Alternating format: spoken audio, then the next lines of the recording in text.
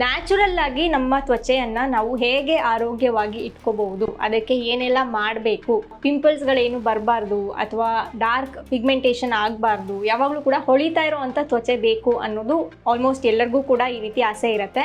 So skin care ಅನ್ನೋದು ಬಹಳ ಜನಕ್ಕೆ ಒಂದು ಸ್ಪೆಷಲ್ ಇಂಟ್ರೆಸ್ಟ್ ಕೂಡ ಆಗಿರುತ್ತೆ.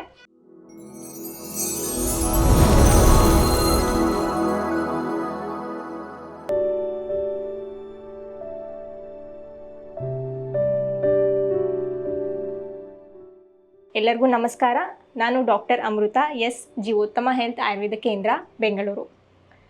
ಸೊ ಒಂದು ವಿಚಾರ ನಾವು ಏನು ಅರ್ಥ ಮಾಡ್ಕೋಬೇಕಂದ್ರೆ, ಯಾವಾಗಲೂ ಕೂಡ ನಮ್ಮ ತ್ವಚೆ ಏನಿರುತ್ತೆ ನಮ್ಮ ಹೊಟ್ಟೆಯ ಅಥವಾ ನಮ್ಮ ಗಟ್ಟಿನ ಒಂದು ರಿಫ್ಲೆಕ್ಷನ್ ಆಗಿರುತ್ತೆ.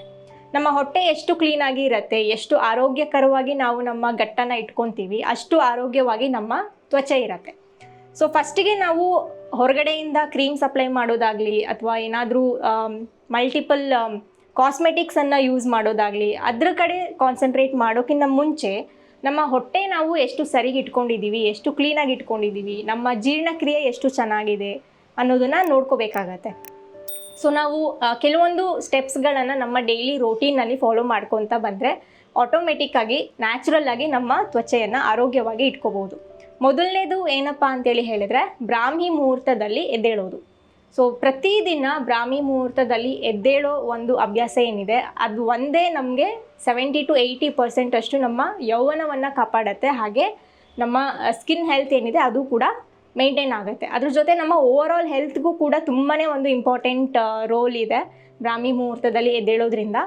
ಸೊ ಇದರಿಂದ ಒಂದು ಮೇಜರ್ ಅಡ್ವಾಂಟೇಜ್ ಏನು ಅಂತೇಳಿ ಹೇಳಿದ್ರೆ, ಬ್ರಾಹ್ಮಿ ಮುಹೂರ್ತದಲ್ಲಿ ಎದ್ದೇಳೋದ್ರಿಂದ ನಮ್ಮ ದೇಹದಲ್ಲಿ ಡಿಟಾಕ್ಸ್ ಏನಿದೆ ಅಥವಾ ನಮ್ಮ ಎಲಿಮಿನೇಷನ್, ಮಲ ವಿಸರ್ಜನೆ ಆಗಿರ್ಬೋದು ಅಥವಾ ಮೂತ್ರ ವಿಸರ್ಜನೆ ಆಗಿರ್ಬೋದು, ಸೊ ಈ ಥರದ್ದು ಏನು ಎಲಿಮಿನೇಷನ್ ಪ್ರೊಸೆಸ್ ಇದೆ ಅದೆಲ್ಲ ಸರಿಯಾಗಿ ಆಗ್ತಾ ಇರುತ್ತೆ.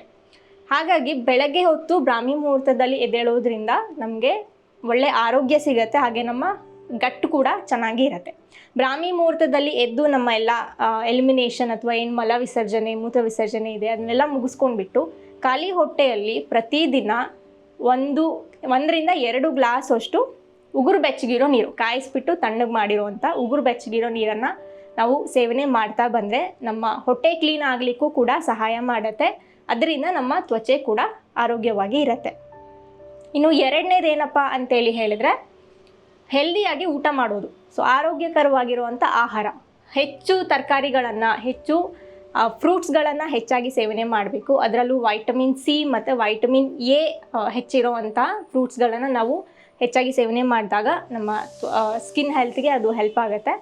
ಆ್ಯಂಡ್ ಮೂರನೇದು ಇಮ್ಯುನಿಟಿಯನ್ನು ಮೇಂಟೈನ್ ಮಾಡ್ಕೋಬೇಕು.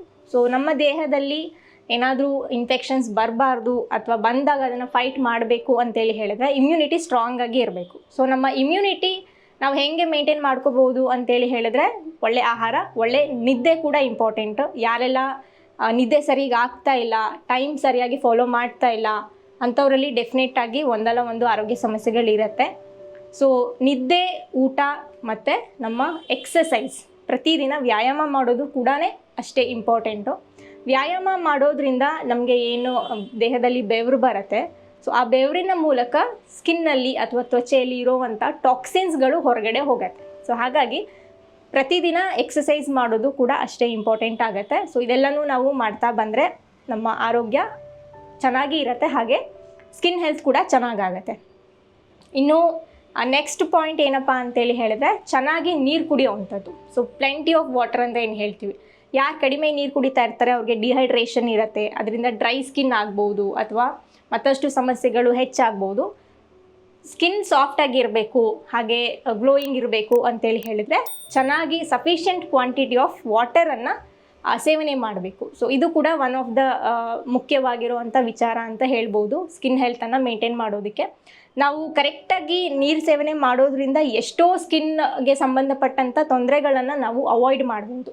ಸೊ ಇದು ಒಂದು ಪಾಯಿಂಟ್ ಕೂಡ ವೆರಿ ಇಂಪಾರ್ಟೆಂಟ್. ಹಾಗೆಯೇ ಲಾಸ್ಟ್ ಒಂದು ಸೀಕ್ರೆಟ್ ಟಿಪ್ ಏನಪ್ಪ ಅಂತೇಳಿ ಹೇಳಿದರೆ, ನಮ್ಮ ಸ್ಕಿನ್ನ ಆರೋಗ್ಯವನ್ನು ಕಾಪಾಡಿಕೊಳ್ಳಿಕ್ಕೆ ಹಾಗೆ ಮಾಯ್ಶ್ಚರೈಸ್, ಒಳಗಡೆಯಿಂದ ಸ್ಕಿನ್ನನ್ನು ಮಾಯ್ಶ್ಚರೈಸ್ ಮಾಡಬೇಕು ಅಂತೇಳಿ ಹೇಳಿದರೆ ಪ್ರತಿದಿನ ತುಪ್ಪವನ್ನು ಸೇವನೆ ಮಾಡುವಂಥದ್ದು. ಊಟದಲ್ಲಿ 1 ಅಥವಾ 2 ಚಮಚೆಯಷ್ಟು ತುಪ್ಪನ ಮಿಕ್ಸ್ ಮಾಡಿಕೊಂಡು ಸೇವನೆ ಮಾಡ್ಬೋದು. ಇನ್ನೂ ಹೆಚ್ಚು ಬೆನಿಫಿಟ್ಸ್ ಬೇಕು ಅಂತೇಳಿ ಹೇಳಿದರೆ ಪ್ರತಿದಿನ ಬೆಳಗ್ಗೆ ಹೊತ್ತು ಖಾಲಿ ಹೊಟ್ಟೆಯಲ್ಲಿ 1 ಚಮಚೆ ತುಪ್ಪನ 1 ಗ್ಲಾಸ್ ಅಷ್ಟು ಉಗುರು ಬೆಚ್ಚಗಿರೋ ನೀರಲ್ಲಿ ಮಿಕ್ಸ್ ಮಾಡಿಬಿಟ್ಟು ಸೇವನೆ ಮಾಡುವಂಥದ್ದು. ಸೊ ಇದನ್ನು ಮಾಡ್ತಾ ಬಂದರೆ ನಮ್ಮ ಒಳಗಿನ ಗಟ್ಟೆ ಏನಿರುತ್ತೆ ಅದು ಕೂಡ ಲೂಬ್ರಿಕೇಟ್ ಆಗುತ್ತೆ, ಹಾಗೆ ಒಳಗಡೆಯಿಂದ ನಮ್ಮ ತ್ವಚೆ ಕೂಡ ಲೂಬ್ರಿಕೇಟ್ ಆಗುತ್ತೆ. ಸೊ ಸ್ನಿಗ್ಧಾಂಶ ದೇಹದಲ್ಲಿ ಹೆಚ್ಚಿಗಾಗುತ್ತೆ, ಅದರಿಂದ ಸ್ಕಿನ್ ಗ್ಲೋ ಕೂಡ ಹೆಚ್ಚಿಗೆ ಆಗುತ್ತೆ. ಇನ್ನೊಂದು ವಿಚಾರ, ಯಾರಿಗೆಲ್ಲ ಕಾನ್ಸ್ಟಿಪೇಷನ್ ಇದೆ ಅಥವಾ ಮಲಬದ್ಧತೆ ಸಮಸ್ಯೆ ಇದೆ ಅವರು ಮಲಬದ್ಧತೆಯನ್ನು ನಿವಾರಣೆ ಮಾಡಿಕೊಳ್ಳೇಬೇಕಾಗತ್ತೆ. ಮಲಬದ್ಧತೆ ನಿವಾರಣೆ ಆಗದೇ ಇದ್ದರೆ ದೇಹದಲ್ಲಿ ಟಾಕ್ಸಿನ್ಸ್ಗಳು ಹೆಚ್ಚಾಗ್ತಾ ಇರುತ್ತೆ, ಅದರಿಂದ ಸಾಕಷ್ಟು ತ್ವಚೆಗೆ ಸಂಬಂಧಪಟ್ಟದ್ದು ಅಥವಾ ಚರ್ಮ ರೋಗಗಳು ಬರುವಂಥ ಸಾಧ್ಯತೆ ಇರುತ್ತೆ. ಸೊ ಕಾನ್ಸ್ಟಿಪೇಷನ್ ಅಥವಾ ಮಲಬದ್ಧತೆ ಇದೆ ಅಂತೇಳಿ ಹೇಳಿದ್ರೆ ಮೊದಲಿಗೆ ಅದನ್ನು ಕ್ಲಿಯರ್ ಮಾಡ್ಕೊಳ್ಳೋಕ್ಕೆ ಪ್ರಯತ್ನ ಮಾಡಬೇಕು. ಸೊ ಇದಿಷ್ಟು ನೀವು ಮೆಥಡ್ಸನ್ನು ಫಾಲೋ ಮಾಡ್ತಾ ಬಂದ್ರಿ, ಪ್ರತಿದಿನ ಇದೇ ರೋಟೀನನ್ನು ಫಾಲೋ ಮಾಡ್ತಾ ಬಂದ್ರಿ ಅಂದರೆ ಯಾವುದೇ ಒಂದು ಎಕ್ಸ್ಟರ್ನಲ್ ಎಫರ್ಟ್ಸ್ ಇಲ್ಲದೇ ಅಥವಾ ಯಾವುದೇ ಒಂದು ಕ್ರೀಮ್ಸ್ ಆಗಲಿ ಅಥವಾ ಒಂದು ಕಾಸ್ಮೆಟಿಕ್ ಪ್ರಾಡಕ್ಟ್ಸ್ ಆಗಲಿ ಅದನ್ನು ಯೂಸ್ ಮಾಡ್ದೇ ನ್ಯಾಚುರಲ್ ಆಗಿ ನಿಮ್ಮ ಸ್ಕಿನ್ನನ್ನು ನೀವು ಗ್ಲೋಯಿಂಗ್ ಆಗಿ ಇಟ್ಕೋಬಹುದು. ಸೊ ಈ ಒಂದು ಮಾಹಿತಿಯನ್ನು ಹಲವಾರು ಜನರಿಗೆ ಶೇರ್ ಮಾಡಿ ಬಹಳ ಜನಕ್ಕೆ ಇದು ಉಪಯೋಗ ಆಗಲಿ ಅಂತ ಬಯಸ್ತಾ ಇಂದಿನ ಸಂಚಿಕೆಯನ್ನು ಮುಗಿಸ್ತಾ ಇದ್ದೀನಿ. ಇದೇ ರೀತಿ ಆರೋಗ್ಯ ಸಮಸ್ಯೆಗಳ ಬಗ್ಗೆ ಮತ್ತಷ್ಟು ಮಾಹಿತಿಯನ್ನು ಮುಂದಿನ ಸಂಚಿಕೆಗಳಲ್ಲಿ ತೊಗೊಂಡು ಬರ್ತಾ ಇರ್ತೀನಿ. ಅಲ್ಲಿವರೆಗೂ ಎಲ್ಲರೂ ಸ್ವಸ್ಥರಾಗಿರಿ.